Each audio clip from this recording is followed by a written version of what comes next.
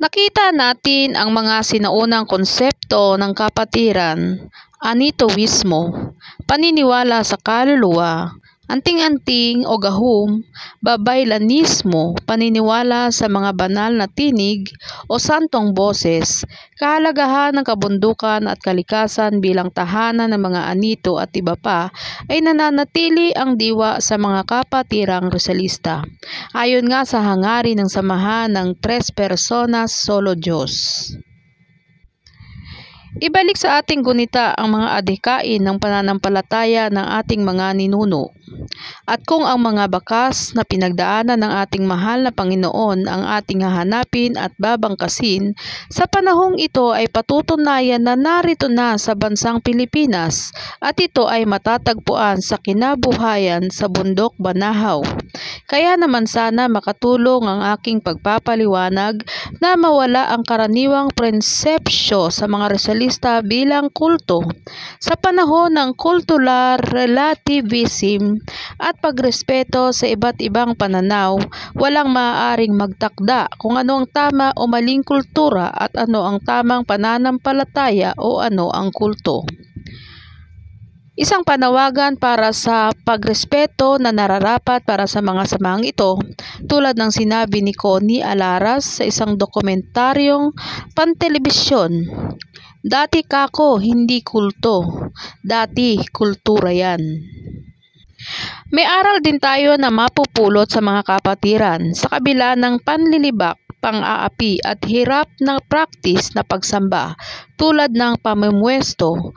Patuloy sila sa paggawa, habang ang ilan sa atin na nagsasabi, pinapaniwalaan natin ang isang bagay, isang tricycle o jeep lang na papunta sa bahay ng sambahan o pag-practice ng ating paniniwala sa araw-araw nating asal ay hirap pa tayong magawa.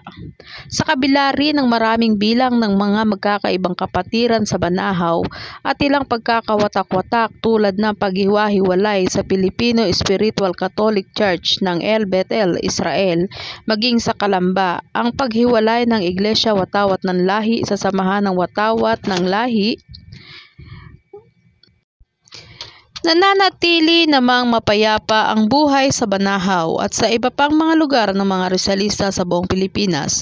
Nagpapakita na iba-iba man ang paniniwala, maaaring mabuhay ng matiwasay basta't may galangan at respetuhan. Gayon din makikita na ang mga kapatirang Rizalista ay pagsasanib ng tatlong mayamang tradisyon: sinkretismo, ito ang katutubong pananampalataya, Katolisismo na tinanggap at inangkin mula sa mga Espanyol, at nasyonalismo at pagkamakabayan na sinasalamin ng pagtanggap kay Rizal. Hindi kakaiba ito sa kasaysayan ng relihiyon sa daigdig. Lahat naman ng malalaking relihiyon ay sinkretiko at nakapagbuo ng mga dakilang bayan. Ito rin ang ninanais ng mga kapatiran, magkaroon ng isang mas magandang Pilipinas. Ang hangaring ito ay kitang-kita sa pangunahing himig ng misa ng Iglesia Watawat ng Lahi. Kami ay Pilipinong tunay, sa Pilipinas kami sumilang. Ang aming dugo at kulay, kapurihan ng silangan. Kami Pilipino ngayon, bukas sa habang panahon. Matibay ang aming nayon, sa Republika'y pagtulong.